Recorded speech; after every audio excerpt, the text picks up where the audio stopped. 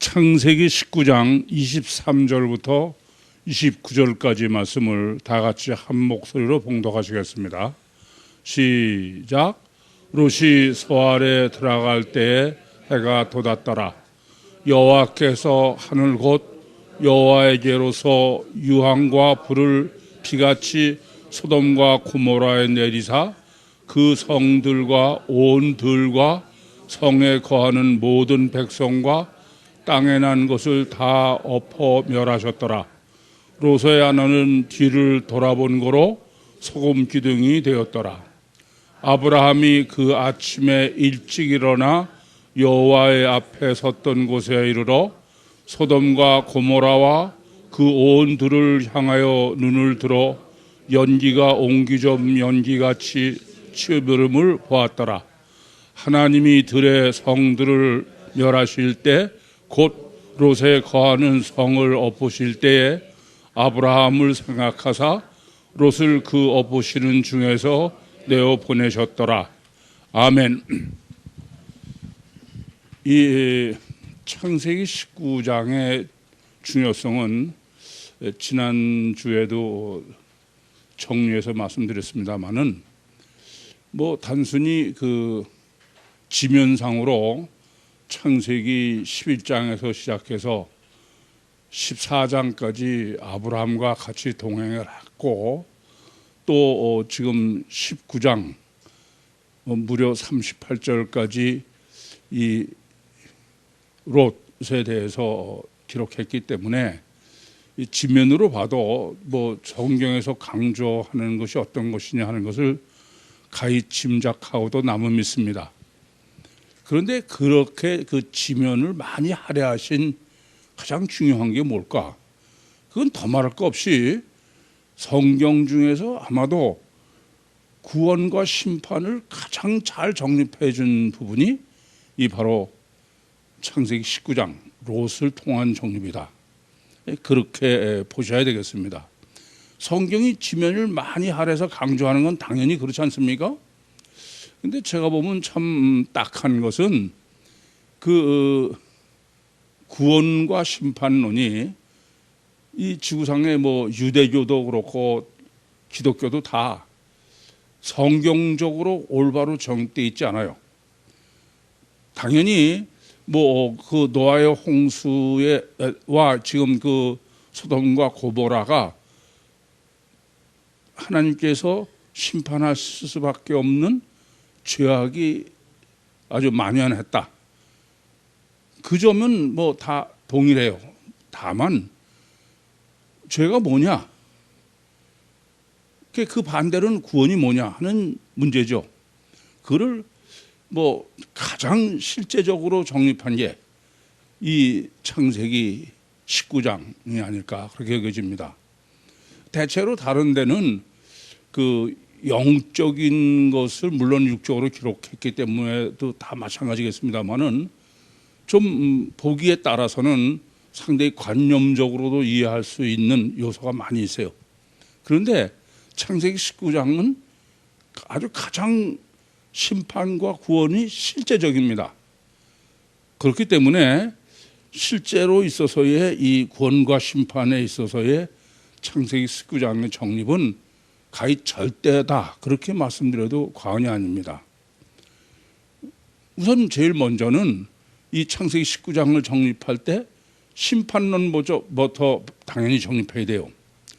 우리가 아는 것처럼 성경이 그 하나님께서 멸망할 수밖에 없는 심판할 수밖에 없는 죄악을 범한 것으로 늘 대표적인 둘이 노아의 홍수와 소돔과 고모라의 사건이죠. 그렇기 때문에 이 심판은 왜 이렇게 중요하냐?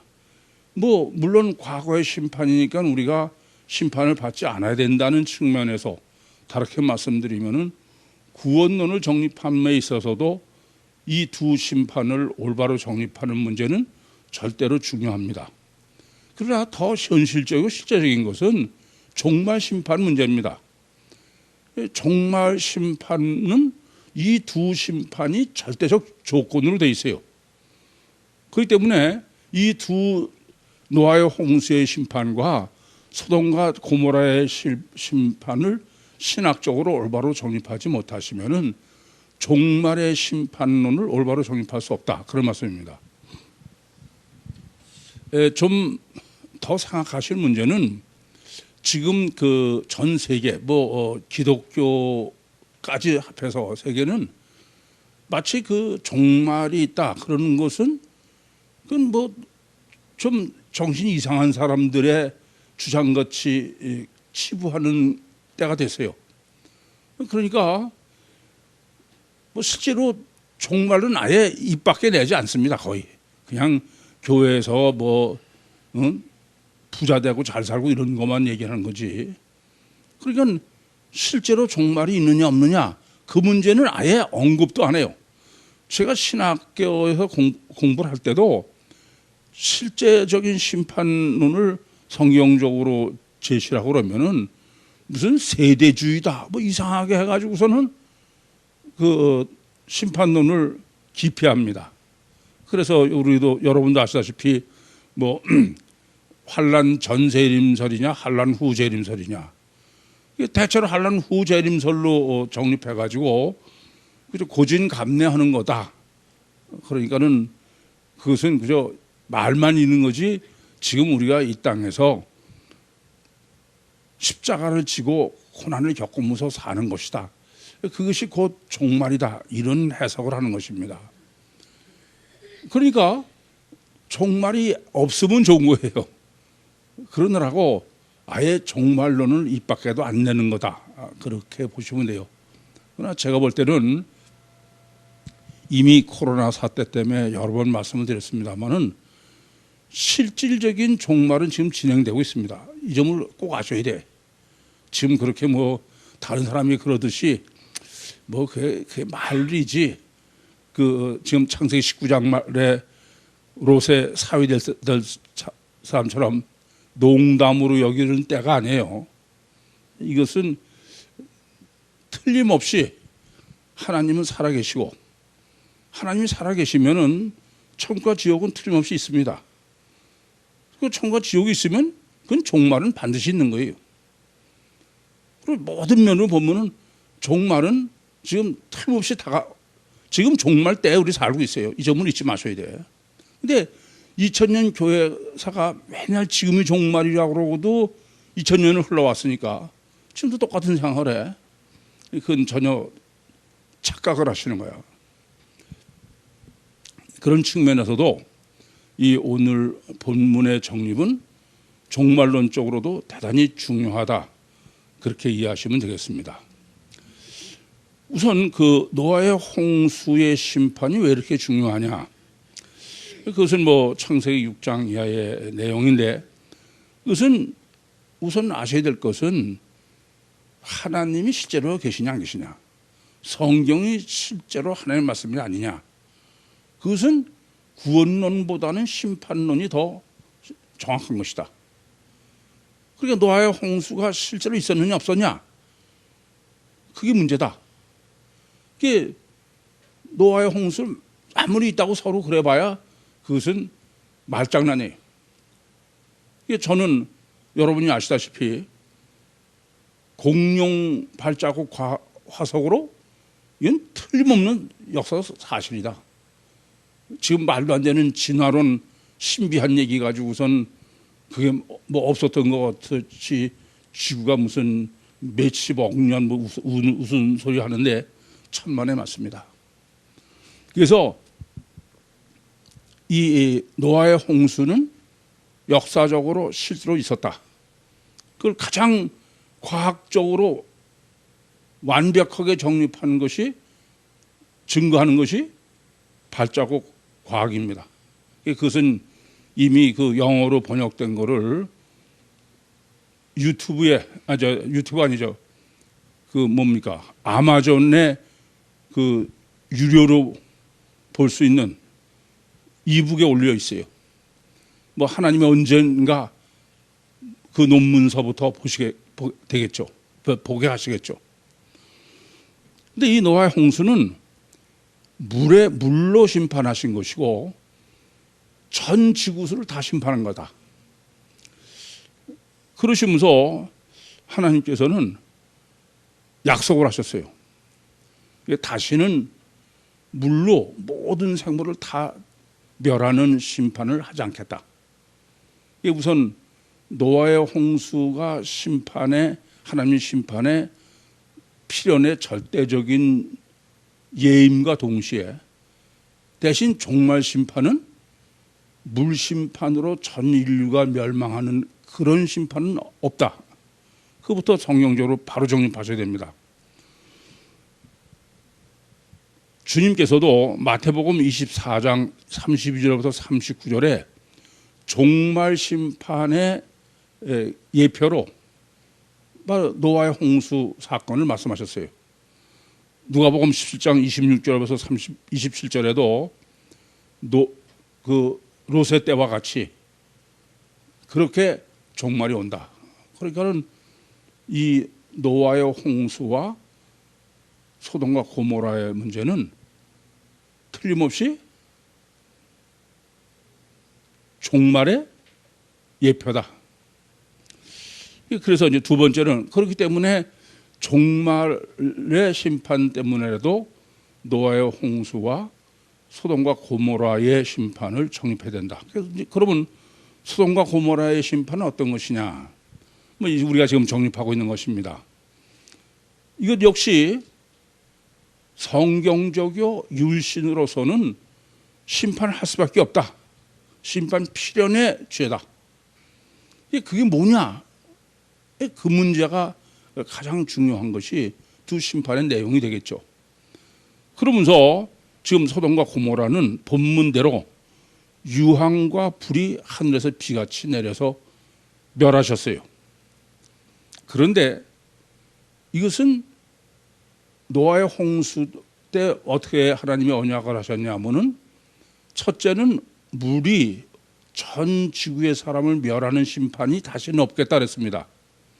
그러니까 유황과 불은 물로 전 지구를 멸하는 심판은 아니죠. 그 약속을 어기신 게 아닙니다. 아시겠습니까? 두 번째는 그 물은 전 지구상의 모든 것을 심판하셨는데 소돔과 고모라는 지구 전체를 심판하신 게 아니에요. 뭐예요? 국부적인 거로만 하신 겁니다. 소돔과 고모라만. 그러니까 이 지금 소돔과 고모라의 심판은 노아의 홍수 심판의 언약과 전혀 모순되지 않는다. 이제 그거 왜 이것이 이렇게 중요하냐 하면은 방금도 말씀드렸지만은 종말 심판 신학을 정립하는 게 중요하기 때문에 그렇습니다. 그러면 이 두 심판을 우리가 놓고서 그러면 종말 심판은 도대체 어떤 것이길래 예수님께서도 노아의 홍수의 심판과 소돔과 고모라의 심판이 종말 심판의 예표로 말씀하셨느냐. 그것이 종말 심판의 신학의 절대적인 기준일 수밖에 없습니다. 그것은 우선 그 노아의 홍수의 물로 전 인류를 멸망했던 것이 노아의 홍수의 심판이었죠. 두 번째로 소돔과 고모라는 유황과 불로 심판한 것이요, 그것은 전 인류가 아니고 국부적인 것이다. 그럼 이 둘을 지금 최종 심판을 늘 이 둘을 예를 드시는데 예수님도 그러면 이 둘에 모순되지 않는 종말 심판론이 신학이 정립돼야 돼요.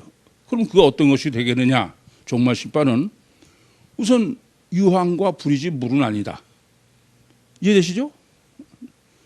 두 번째는 물로 전 인류를 심판하는 건 안 하시겠다고 그랬으니까 전 인류를 심판하는 건 물론 안 하셔.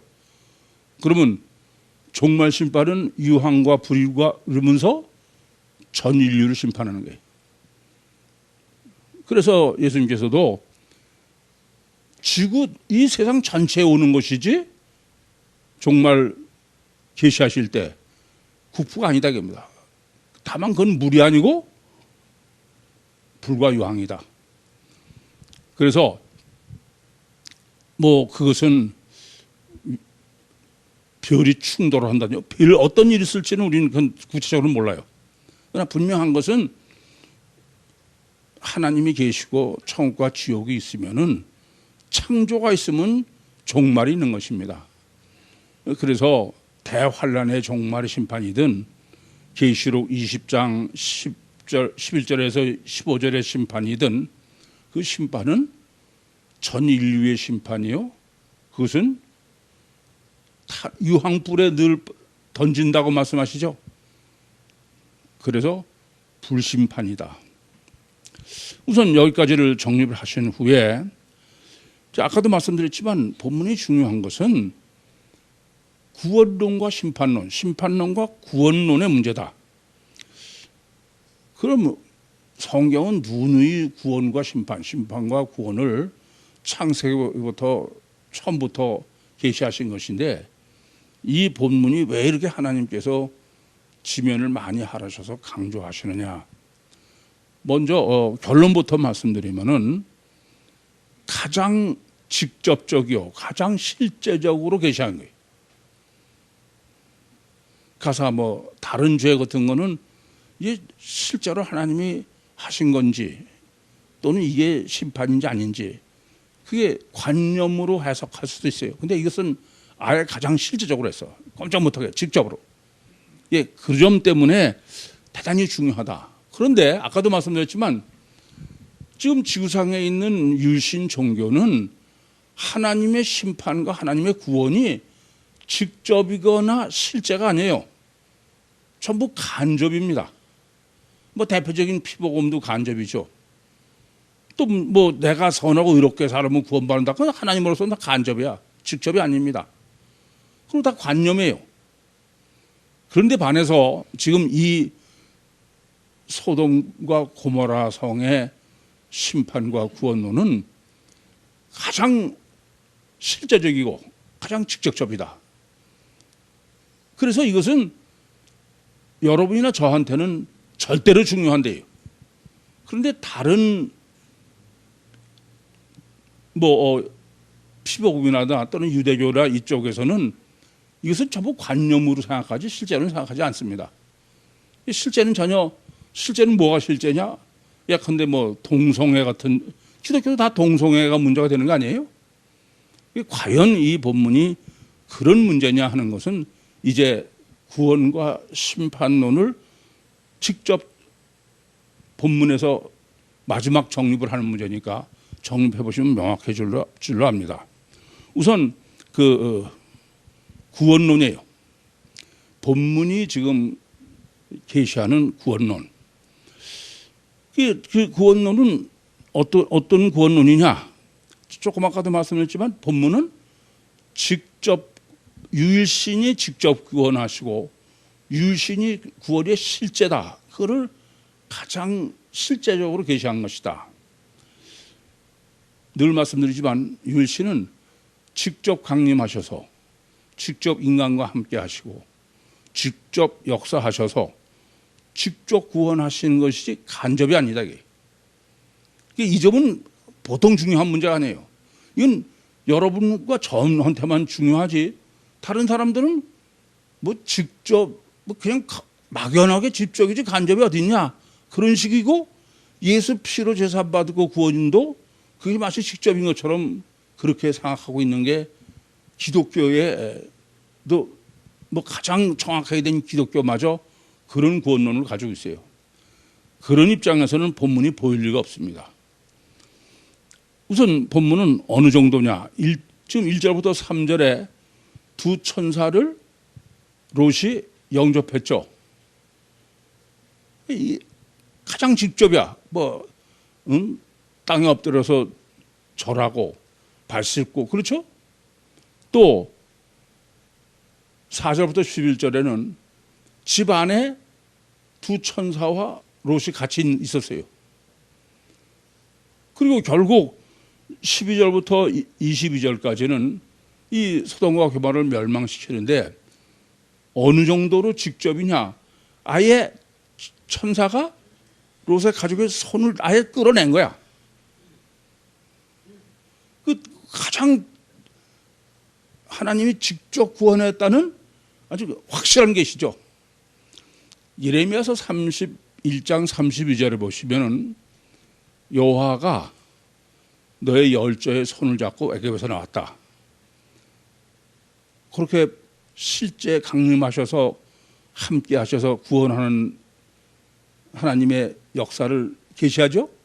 그러나 그것은 손을 잡고 이 본문처럼 물리적으로 실제로 손을 잡고 나온 건 아니에요. 그렇지 않습니까? 그렇게 보시면은 본문이 얼마나 유일신이 직접 강림하셔서 직접 인간과 함께 하시면서 직접 역사하셔서 구원하시는지를 아마 성경 전체 중에 가장 아주 명확하게 계시한 게 본문이다. 그렇게 보입니다. 두 번째는 심판이에요. 심판도 여전히 직접이야. 간접이 아니다 이겁니다. 또 실제다 이겁니다.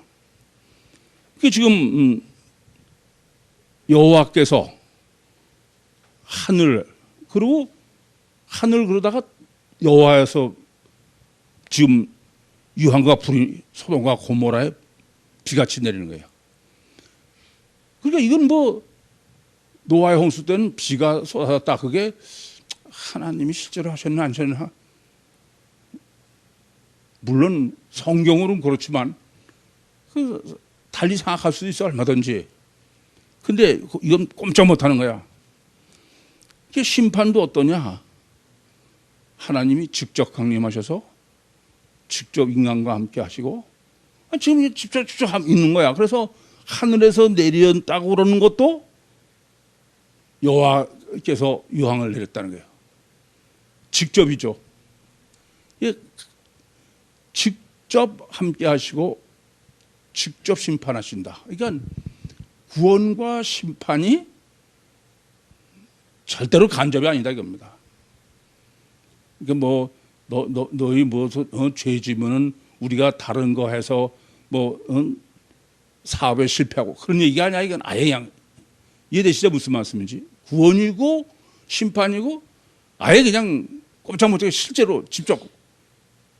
그래서 이렇게 지면을 많이 하라 해서 지금 구원론과 심판론을 가장 실제적이고 직접적으로 정립한 게 본문이다. 그러면서 이 본문에서 우리가 정립해야 될 문제는 그러면 하나님은 어떤 분이냐? 하나님은 직접적이고 실제적이어야 돼요. 그렇죠? 그렇지 않은 건 하나님이 그렇지 않은 게 관념인 거예요. 그 점이 절대로 중요한 겁니다. 그러니까 지금 본문은 하나님은 직접 강림하셔서 직접 하시고 그리고 실제지 관념이 아니다. 그거를 가장 확실하게 구원과 심판을 같이 계시해 주는 게 본문이다 그런 말씀이에요. 이게 본문이 아니면은 혹 관념으로 또 간접으로도 하나님을 생각할 수 있겠지만 그건 절대 안 된다는 겁니다. 그래서 저는 본문에서 우리가 꼭 다시 짚고 넘어가야 될 것은 하나님이 왜 엘로힘 여호와 임마누엘로 계시하시느냐? 그게 어떤 거예요? 엘로힘으로 하면 간접이 돼. 여호와는 직접 관계, 본문도 여호와지. 그보다 더 직접이 뭐예요? 임마누엘이다. 그래서 제가 이렇게 말씀드리죠. 왜 하나님께서 삼일체로 존재하시느냐? 성부 하나님은 부동불변의 진리로 천국 보좌에만 계셔야 돼. 근데 이 땅에서 하나님이 역사를 하시는 것은 직접 하셔야 되기 때문에. 그래서 성령은 하나님의 손을 쭉 뻗으신 것이다. 그렇게 제가 표현해요. 그런 의미가 뭐예요? 직접이요 실제다 이겁니다. 이게 직접과 실제가 아니면 관념이 뭐 중요할 게 없죠. 이게 더 나아가서 우리 지금 사도행전에서 정립하는 것처럼 이렇게 삼일체 하나님으로만 정립해도 성령은 직접 이 땅에 오셔서 창세기 1장 2절 말씀처럼 직접 창조하시고 하시는 것인데 그것도 엘로힘 여호와는 직접이지만 실제로 아담 후손이 여기가 어렵다. 그래서 예수 삼일체 아시겠습니까? 그래서 하나님의 성령이 아니라 보혜사 성령이 된다. 뭐 이것을 지금 길게 설명드릴 수는 없습니다. 그래서 주기도문도 항상 우리는 주일마다 주기도문으로 기도를 하지만은 전 주기도문을 할 적마다 하늘에 계신 우리 아버지요 이름이 거룩히 여김을 받으시오며 그냥 하늘에 계신 우리 하나님이요 거룩히 여김을 받으시오가 아니야. 이름. 이 땅에서 우리가 실제로 할 수 있는 거는 하나님의 이름이에요. 유일신은 부동불변의 진리로 천국에 계시니까. 이렇게 성경은 하나님이 우리와 직접 강림하셔서 직접 우리와 함께 하시고 직접 역사하신다는 점을 계속 강조하고 있는 것입니다. 그래서 이 지금 심판론으로 정립해야 되는 이러한 그 하나님의 삼일체 하나님의 계시는 부정으로 정립하는 것이 더 정확하다고 했어요. 긍정보다. 이게 어떻게 정립해주고 계신 것이 지금 창세기에서 유일신의 직접 실제성을 계시하고 있느냐. 부정적으로는 원죄죠. 원죄를 왜 범했습니까? 원죄는 하나님을 안 믿은 게 아닙니다. 믿긴 믿었는데 어떻게 믿어요? 관념이지 실제는 아니다 이겁니다. 아시겠습니까? 그러니까 실제로 믿지 못하고 관념으로 믿으면은 그건 원죄를 범하는 거예요. 그래서 이렇게 인간이 하나님을 믿되 삼일체의 하나님을 관념으로밖에 못 믿는다. 그게 원죄로 계시하는 하나님에 대한 우리의 믿음이요 실제입니다. 그것을 지금 노아의 홍수 때는 어떡하냐? 이렇게 관념인 하나님이 훨씬 직접이 되는 거야. 그게 뭐냐면은 홍수를 내리시고, 홍수 내리시는 것도 뭐 비도 그 당시는 비 한 방울 울지 않았으니까 청청하게 맑은 하늘에서 비가 쏟아지는 거예요. 사실은 마치 그때 비를 창조해서 쏟으시는 거나 마찬가지죠. 이제 그렇게 하나님의 실제성을 노아의 홍수로 부정적이지만 그렇게 계시하는데 그 실제를 창세기 7장 16절에 보시면은 지금 다 노아의 가족과 각종 생물을 방주에 들어간 다음에 다 들어가서 난 후에 하나님이 방주의 뚜껑을 닫으세요. 여러분 생각해봐. 어떻게 닫어? 하나님이 닫으셨다. 성경 그렇게 기록하고 있어. 이게 뭐예요? 물리적 실제죠. 그렇게 하나님의 실제성으로 점진적으로 더 계시를 하다가 직접의 실제. 그러다가 지금 이제 이 창세기 19장에 온 거예요. 19장은 훨씬 더 직접적으로 실제입니다. 왜요? 아니 1절부터 3절에는 직접 롯한테 오셔서 그래서 엎드려 절하고 발 씻고 음식 잡수고 집안에 같이 있었고 또 롯을 집안에 끌어들이고선 밖에 사람은 다 누룩게 허독게 하고 더 말할 거 없잖아요. 오늘 본문대로 아주 손을 끌고 나간 거예요. 그냥 앞에 22절까지 본. 그러니까 더 말할 거 없어. 아주 가장 실제적이고 확실하게 실제적이요 직접적인 하나님의 존재와 역사를 계시한 것이죠. 이렇게 지금 여러분이 이런 정립이 이렇게 중요하냐? 이런 성경의 계시의 체계를 정립하시지 않으면은 본문이 별로 중요할 게 없어요. 그냥 뭐 끔찍하게 해서 그냥 망했구나 그런 정도지. 이해되시죠? 그래서 이런 신학적 정립은 우리의 실제적인 신앙의 잘대서입니다. 그래서 본문은 어떤 측면에서 가장 중요하다. 그래야 이제 결국 성육신이 하신 게 얼마나 실제냐, 그것이 정립이 되는 거예요.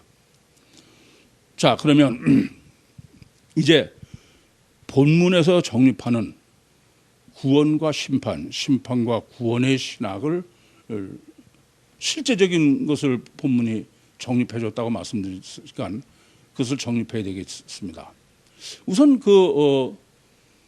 구원론과 심판론, 심판과 구원론을 정립하시려면 항상 먼저 생각하시겠습니다. 하나님께서 천지 창조를 하신 목적이 뭘까? 그 목적을 모르시고 그러고서는 구원론이나 심판론을 정립하는 거는 그것은 전부 자기 편한 대로 하는 거야. 그건 안 되는 거예요. 그래서 항상 중요한 것은 하나님 왜 천지를 창조하셨을까? 이유와 목적이 뭘까? 제가 볼 땐 너무 당연한 의문이고 질문인데 이 질문을 전혀 안 하는 것 같아요. 그러니까 다른 게 제대로 될 리가 없죠. 천지 창조의 설계도는 우선 창세기 1장 1절부터 2장 3절까지 7일 창조의 설계도로 정립해야 된다. 두 번째로 사람 창조는 창세기 2장 4절부터 25절까지 사람 창조의 설계도를 정립해야 된다. 세 번째는 창세기 3장 1절부터 24절까지로 원죄의 설계도를 정립해, 원죄 신학을. 이 셋을 정립하지 못하면은 그건 절대로 창조론도 정립한 게 아니에요. 아시겠습니까? 이걸 셋을 다 정립해야 돼요. 그리고 이 셋을 정립하면 하나님의 천지천조의 목적은 뭐냐면은 천국 완성의 목적이다. 그럼 천국 완성은 어떻게 하시려고 그러는 게 천국 완성이냐? 그것은 하나님과 인격적으로 화목한 자녀로 천국을 채우시는 것이다. 그래서 신명기 6장 5절 말씀대로 마음을 다하고 목숨을 다하고 뜻을 다하여 주 너의 하나님을 사랑해라. 아가페하는 바로 그런 심령을 얻는, 그걸 고린도 후서 11장 2절에는 정결한 처녀다. 그렇게 성경이 계시를 하고 있는 것입니다. 이제 이렇게 이제 하나님이 천지 창조의 목적을 명확하게 정립하시고서 지금 본문에서의, 그래야 본문에서의 그 심판론과 구원론을 올바로 정립할 수 있겠어요. 우선 아셔야 될 것은 본문에서 심판론은 롯의 처예요. 롯의 처로 계시하는 것이 본문의 심판론이다.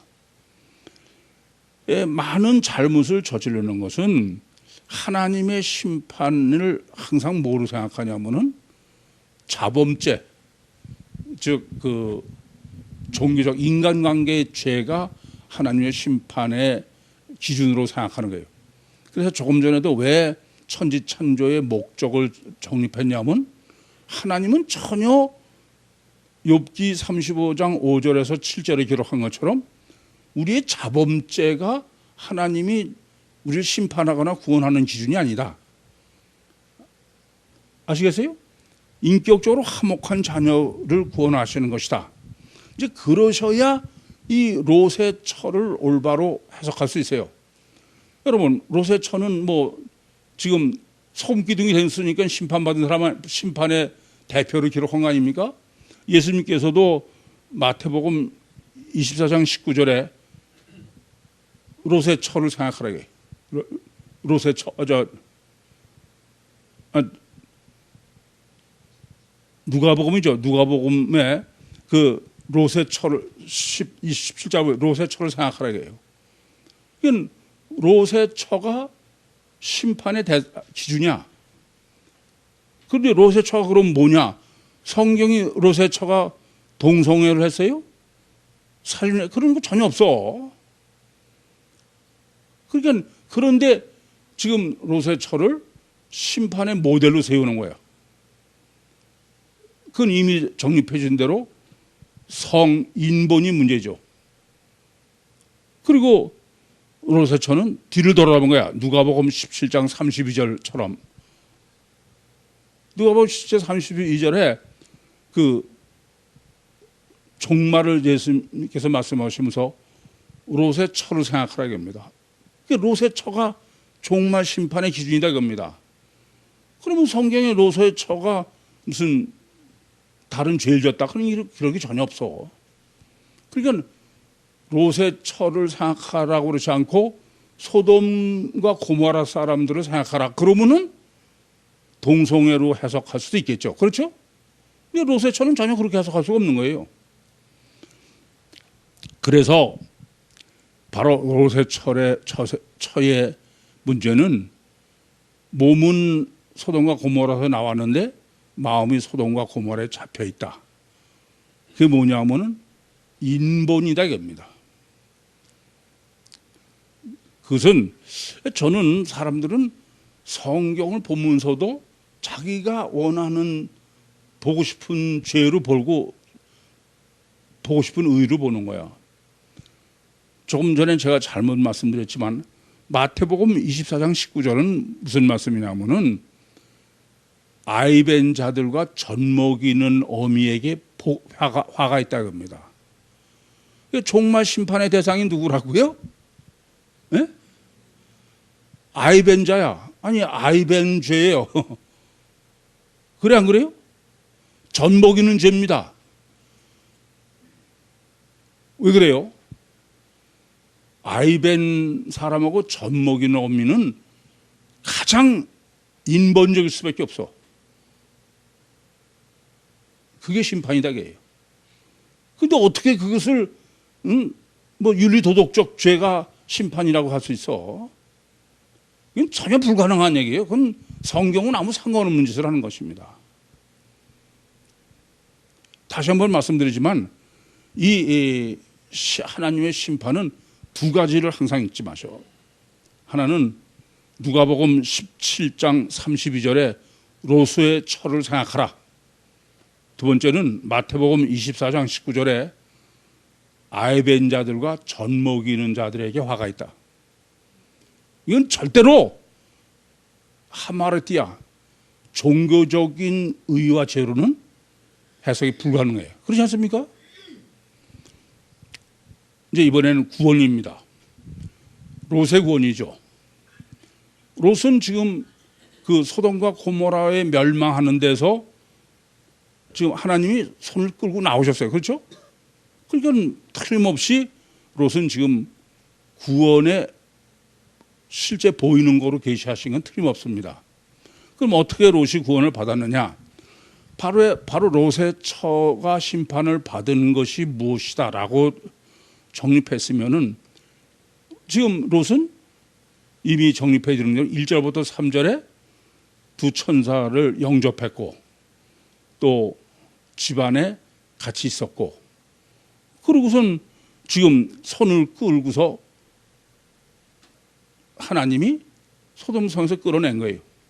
자력으로 아니고 100% 하나님의 능력으로 구원을 받은 것이다. 그런 말입니다. 그러니까 신본적인 구원이지 인본은 아니다.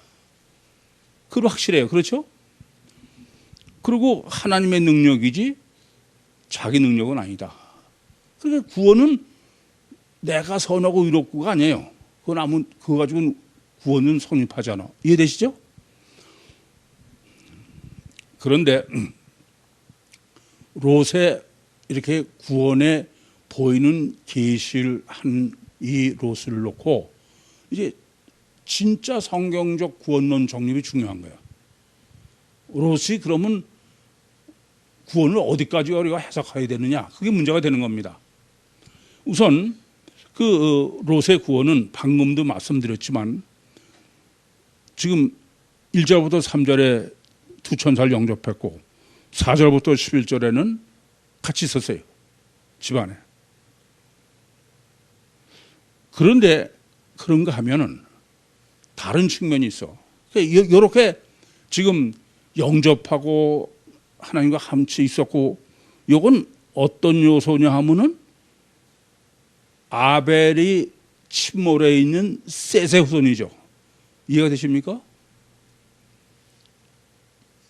요소야. 그런데 이 롯은 지난 시간에도 정립해준 것처럼 또 어떤 요소가 있냐면은 해가 덜 때까지 미련을 못 버리고 못 나가고 있는 거야. 그래서 억지로 손을 끌어낸 거예요. 반대죠. 그러고선 하나님께서 너 저 산으로 가랬더니 소알 성으로 가겠대. 이거는 어떤 요소예요? 아담 후손이야. 마귀적 요소고 육적 요소다 이겁니다. 이렇게 롯은 양다리의 문제야. 하나는 신본적 요소가 있고 하나는 인본적 요소가 있어요. 이게 뭐가 문제예요? 양다리가 유일신 종교다. 그러니까 유일신 종교가 구원받는 건 문제가 되는 거죠. 그래서 실제로 보인 구원을 보이도록 계시한 것이라고 우선 이해하셔야지 롯은 구원받았다 이렇게 얘기해서는 문제가 있다고 합니다. 더군다나 문제가 되는 거는 지금 제 본문에서는 그러면 우선 이래요. 그러면 롯은 어떻게 어디까지 구원을 받았느냐? 근데 롯의 구원은 두 가지로 지금 본문에서 말씀하는 거예요. 하나는 여기까지 이름에도 불구하고 롯이 구원을 받은 것은 하나님이 누구? 아브라함을 생각해서 아브라함의 은혜야. 이것이 절대로 놓쳐서는 안 되는 거예요. 그럼 아브라함의 은혜라는 게 아브라함의 덕을 받다는 게 어떤 것이냐? 우선은 아브라함과 함께 있었던 거예요. 그게 뭐 대표적인 게 창세기 12장 1절 이하 아브라함이 본토 친척 아비집을 떠날 때 같이 와서 창세기 10장 내내 아브라함과 같이 있었죠. 그 덕을 봤다고요. 그러니까 그것은 왜 그러면 이렇게 이 덕으로 지금 롯을 소돔과 고모라에 멸망하는 데서 구원해냈느냐? 그것은 예수 그리스도와 함께 있는 예표예요. 아브라함은 예수 그리스도의 예표니까. 아시겠죠? 그럼 왜 예수 그리스도와 함께 있었던 것 때문에 봐줬느냐? 이런 얘기입니다. 그것은 하나님이 아브라함도 봐주신 거야. 왜요? 아브라함은 또 어떤 사람이에요? 아브라함도 양다리를 거친 사람이야. 안 그래? 그래요? 그러니까 한쪽 다리는 뭐 본토친 아벨 떠나 나와서 그리고 애굽에 가서는 집 마누라 팔아먹고 그래 안 그래요? 그러니까 하나님이 아브라함도 이렇게 봐줘서 아브라함 봐준 생각하니까 너도 봐줘야 되겠다 그런 얘기가 되죠. 그 히브리서 4장 15절에 보시면은 왜 예수님이 때문에 우리가 구원받을 수 있냐면 우리가 뭐 죄도 짓고 그냥 하나님 앞에 부끄러운 것도 많지만은 그러나 우리의 그 모든 것을 주님이 육신 입고서 다 체험해 보셨다 이거예요. 다 아신다 겁니다. 그래서 그 정도를 다 봐주신다 그런 얘기가 되는 거죠. 마치 하나님께서 아브라함이 늘 뛰는 걸 다 봐주셨는데 아브라함은 봐주시고 그 롯을 안 봐주고 그건 안 되잖아요. 그런 의미다. 그리고 하나 더 생각하시면 그렇지만 롯의 구원은 육신 구원의 한계지 영혼 구원은 아니다. 그 점을 아셔야 됩니다. 그러니까 지금 육신 구원에 보이는 것으로 영혼 구원을 계시하는 것뿐이지 롯 자체가 영혼을 구원받았다는 얘기는 아니다 그런 말씀입니다. 이해됩니까? 이게 그 베드로후서 2장 17절 때문에 많은 오해가 있을 수 있는데 베드로후서 그 2장 17절에 보시면은 무법한 자들의 그 음란한 행실을 보고 그 고통받는 의인 롯을 표현하고 있어. 그때 이 의인이라고 그러니까 우리는 대뜸 무슨 생각을 하냐면은 구원받는 의. 그렇게 생각하기 쉬워요. 근데 그거는 육으로만 의다 이겁니다. 이해되십니까? 한번 여쭤볼게. 침례 요한이 어디까지만 의예요? 그건 육으로만 의지 무슨 의야 의는. 또 사가랴도 성경 의인이라고 그래. 그건 육으로만 의냐. 그런 이해됩니까? 또 예수의 육신에 예비되는 요셉도 의인이라고 그래. 육으로만 의냐. 꿈으로 현몽해야 될 만큼 의지가 강하다는 얘기지 영적은 아니다. 그래서 소돔과 고모라에서 손을 끌어내신 것은 그것은 28절 얘기는 육체의 구원이지 육체만 구원받았다는 얘기지 영이 구원받았다는 얘기는 아니다. 제 말씀은 그렇다고 해서 롯은 영혼 구원받지 못했다. 그건 몰라요. 그건 이후의 문제니까 그건 지금 본문까지에서의 이해되십니까? 이 중요한 문제는 이제 우리가 이 롯의 신학을 마무리하는 거죠. 요 다음 달 한 달 남았습니다만은 이 지금 롯의 신학으로 정립하는 중요한 문제는 아까도 그 원죄에서부터 실제까지 지금 점진적 계시를 했다는 말씀을 드렸는데 분별력의 절대성입니다. 여러분 이걸 잊지 마셔. 분별이 제대로 안 된 사람은 그건 아무리 벨시를 타봐야 소용없어. 근데 가장 중요한 문제는 분별은 뭐가 어떤 게 가장 문제냐? 그건 마귀와의 싸움입니다. 마귀는 요한복음 8장 44절 말씀대로 거짓말쟁이. 그 말은 뭐냐면은 관념과 실제 분별입니다. 여러분 관념과 실제를 분별 못하면은 자기는 바로 하는 것 같아도 그건 참 심각한 얘기야. 그건 아예 모르는 것만도 못해. 마귀와 성령을 분별 못하는 거예요. 단일체와 이중체를 분별 못하는 문제입니다. 신비와 과학을 분별 못하는 거예요. 종교와 신앙을 분별 못하는 겁니다. 정말 다시 한번 당부드립니다. 항상 자기를 의심하셔야 됩니다. 자기를 의심할지 모르는 사람은 그 사람은 아예 분별은 없어. 그건 분별 없습니다. 자기를 의심할 때 성령은 분별하실 수 있도록 해. 죄송한 말씀 한 마디만 드리겠습니다. 저는 내가 나를 의심하지 못할까 봐 두려운 사람이야.